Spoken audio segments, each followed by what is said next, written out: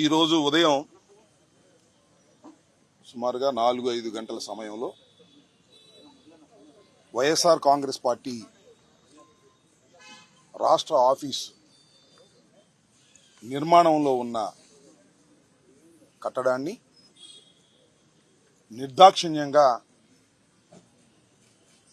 బుల్డోజర్లు ఇతరత్రా ఉన్న వాహనాలను తీసుకొచ్చి సుమారుగా ఒక 2 గంటల్లోనే పూర్తిగా నిర్మాణంలో ఉన్నటువంటి ఆ నిర్మాణాన్ని నేలమట్టం చేశారు. దాన్ని కూడా మేము చూసి రావటం జరిగింది. ఇది వైఎస్ఆర్ కాంగ్రెస్ పార్టీ ఆఫీస్ కొరకు నిర్మించుకోవాలనేటువంటి ఉద్దేశంతో రాష్ట్ర వ్యాప్తంగా అనేక ప్రాంతాల్లో ప్రభుత్వ స్థలాలను క్యాబినెట్లో పాస్ చేసుకుని వైఎస్ఆర్ కాంగ్రెస్ పార్టీకి కేటాయించుకోవటం జరిగింది. ఇదేదో వైఎస్ఆర్ కాంగ్రెస్ పార్టీ అధికారంలోకి ఉన్నది కాబట్టి మేము తీసుకొచ్చినటువంటి సాంప్రదాయం కాదు. ఇది ఇంతకుముందు తెలుగుదేశం పార్టీ కూడా తెలుగుదేశం పార్టీ కూడా వారు అధికారంలో ఉన్నప్పుడు ప్రభుత్వ స్థలాలను వారి ఆఫీసులకు కేటాయించుకొని రాష్ట్ర వ్యాప్తంగా అనేక నిర్మాణాలు చేపట్టిన మాట మీ అందరికీ తెలుసు. ముఖ్యంగా ఇవాళ తాడేపల్లిలో ఉన్నటువంటి వాళ్ళ సెంట్రల్ ఆఫీసు కూడా ప్రభుత్వ స్థలంలో నిర్మించబడినదే. దానిలో ఇంకా కొద్దిగా వాగు పోరంబోక అది కూడా ఆక్రమించుకున్నారనేటువంటి అభియోగాలు ఉన్నాయి. అది కోర్టులో కూడా డిస్ప్యూట్ నడుస్తూ ఉన్నది. మేము ఇక్కడ చాలా పాయింట్అవుట్ చేయాలనుకుంటున్నటువంటి అంశం ఏమిటంటే, నిర్మాణంలో ఉన్నటువంటి మా భవనాన్ని నిర్దాక్షిణ్యంగా కక్ష సాధింపుతో ఈ నిర్మాణాన్ని కూల్చివేయటాన్ని ఈ రాష్ట్రంలోనే కాదు, దేశంలోనే కాదు, ఉన్న ప్రజాస్వామ్యవాదులందరూ ఖండించవలసినటువంటి అంశమని ఈ సందర్భంగా నేను మీ ద్వారా తెలియపరుస్తూ ఉన్నా. పార్టీలకు అతీతంగా ఏ పార్టీలైనా కావచ్చు. ఇవాళ తెలుగుదేశం పార్టీ అధికారంలో ఉండవచ్చు, కూటమి అధికారంలో ఉండవచ్చు. మొన్నటిదాకా మేము అధికారంలో ఉన్నాం. మాకన్నా ముందు చంద్రబాబు నాయుడు గారు అధికారంలో ఉన్నారు. అంతకుముందు రాజశేఖర రెడ్డి గారు అధికారంలో ఉన్నారు.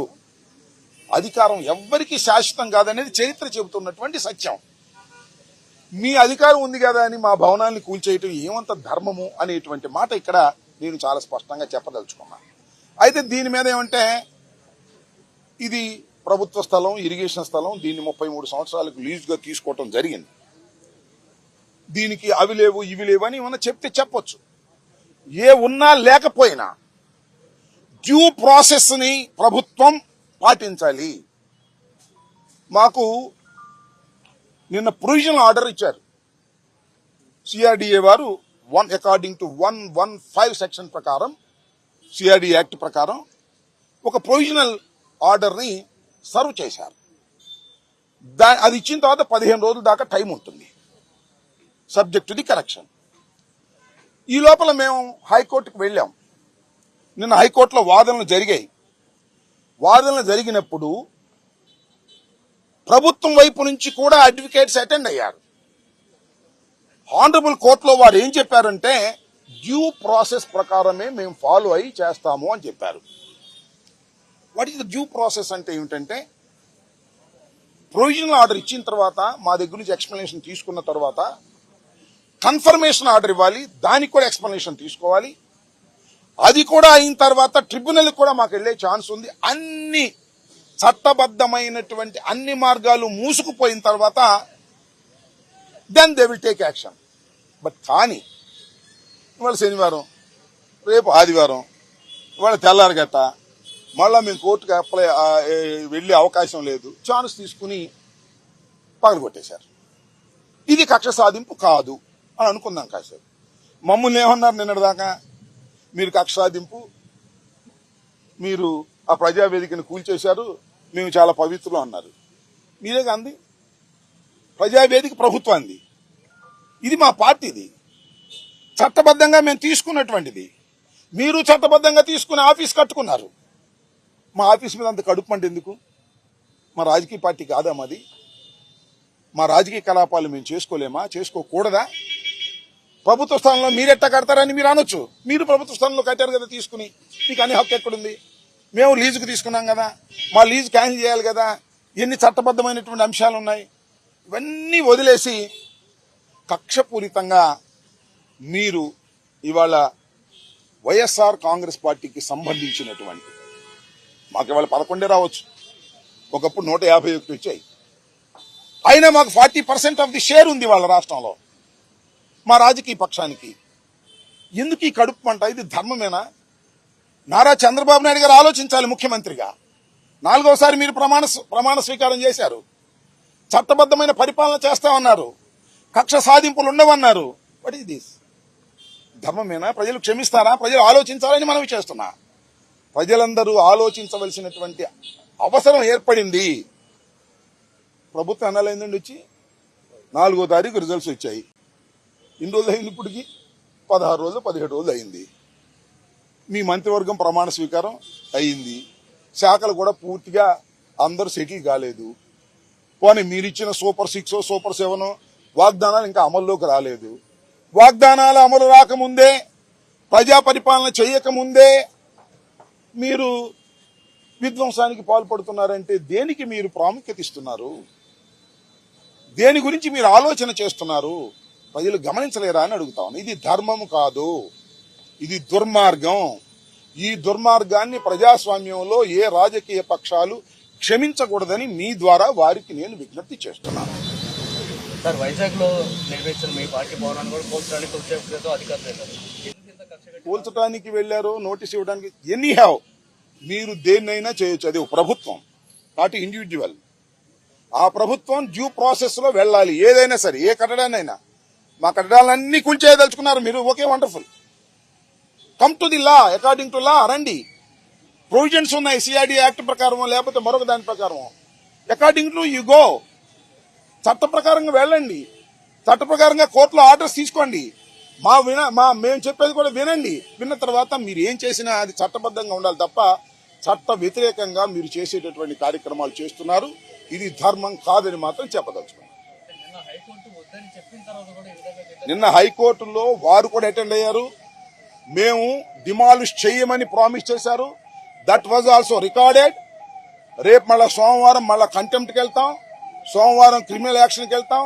చట్ట ప్రకారంగా అన్ని చర్యలు తీసుకునేటటువంటి కార్యక్రమం చేస్తామని కూడా ఈ సందర్భంగా మనవి చేస్తున్నాను. హైకోర్టు, ఆనరబుల్ హైకోర్టులో ఇది ఆల్రెడీ ఇది కోర్ట్.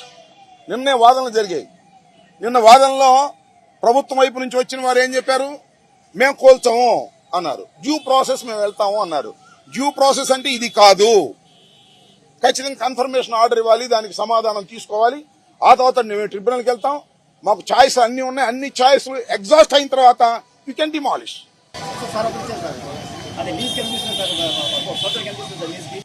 అది నాకు డీటెయిల్స్ నాకు ఇప్పుడు గుర్తులే చెప్తాను. అదే ఒక్క నిమిషం 1000 రూపాయలకి తీసుకున్నామా? నా దగ్గర దానికి డీటెయిల్స్ లేవు. 1000 రూపాయలకి తీసుకున్నామా, 1,00,000 రూపాయలకి తీసుకున్నా, that is a different matter. That was leased. అదంతా వాళ్ళు తీసుకున్నారు కదా తమ్ముడు, వాళ్ళు తీసుకున్నారుగా. అప్పుడు కూడా అడిగా, ఇప్పుడు అడిగా, మంచిదే, నేను కాదంటలా. That is not the issue here. That is not the issue. ఈ కోల్చడం అనేది ఇష్యూ. మేము తీసుకోవడం తప్ప రైటా, that is a different matter. That will challenge it before the court. There is no problem at all.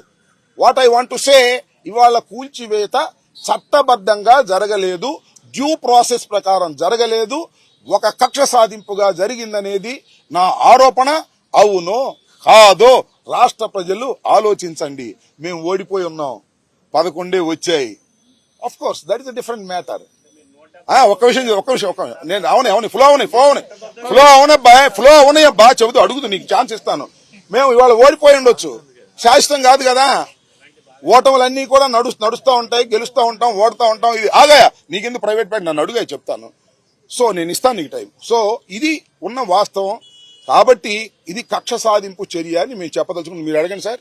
ఏం లేదు సార్, మీరు 171 అన్న ఇదితో చట్టం చేసుకోకుండా, అంటే ధర్మంగా వెళ్ళకపోవడం వల్ల కదా. ధర్మంగా వెళ్ళలేదని how you can say, how you can say, నువ్వు how you can say that will be in the court. కోర్టులో నేను చెప్పాను, కోర్టులో ఉంది. కోర్టులో నేను ఇక్కడ పాయింట్ మీరు అర్థం చేసుకోండి. పాయింట్ ఈజ్ కోర్టులో సిఆర్డిఏ అడ్వకేట్ వచ్చి మేము ప్రాసెస్ లో వెళ్తాము, డ్యూ కోర్స్ లో వెళ్తాము, మేము డిమాండ్ చేయము అని నిన్న చెప్పారు. That was recorded. దాన్ని క్వశ్చన్ చేస్తున్నా. ఇక నువ్వు పొలిటికల్ గా 100 మాట్లాడితే నేను సమాధానం చెప్పలేను. This is the court issue. Demolish అనుమతి లేదని కోర్టులో చెప్పబ్బా, లేకపోతే నువ్వు కూల్చేస్తే టగు ఉందా లేదా కోర్టులో చెప్తాను. దానికి ఇవాళ కేసు ఆర్గ్యుమెంట్ ఇక్కడ కాదు కదా. This is not the court. You can ask any question, I can say. అంతేగాని ఊరినే నువ్వేదో నీ ఇష్టం అడిగి నన్ను ఇబ్బంది పెట్టాలనుకుంటే ధర్మం కాదు. ఒక్కటి మాత్రం చెప్తున్నా, కోర్టులో డ్యూ ప్రాసెస్ అని చెప్పినటువంటి వారు డ్యూ ప్రాసెస్ చేయలేదు. అవసరం లేదు, డ్యూ ప్రాసెస్ చేయలేదు. ఇది చట్ట వ్యతిరేకం. కోర్టులోనే మళ్ళా తేల్చుకుంటాం. మళ్ళా మండే కోర్టుకు వెళ్తాం. కోర్టులో కంటెంప్ట్ వేస్తాం. కోర్టు వాళ్ళు చెప్పారు కాబట్టి we can see in the court. Honourable కోర్టులో మేము చూస్తాం.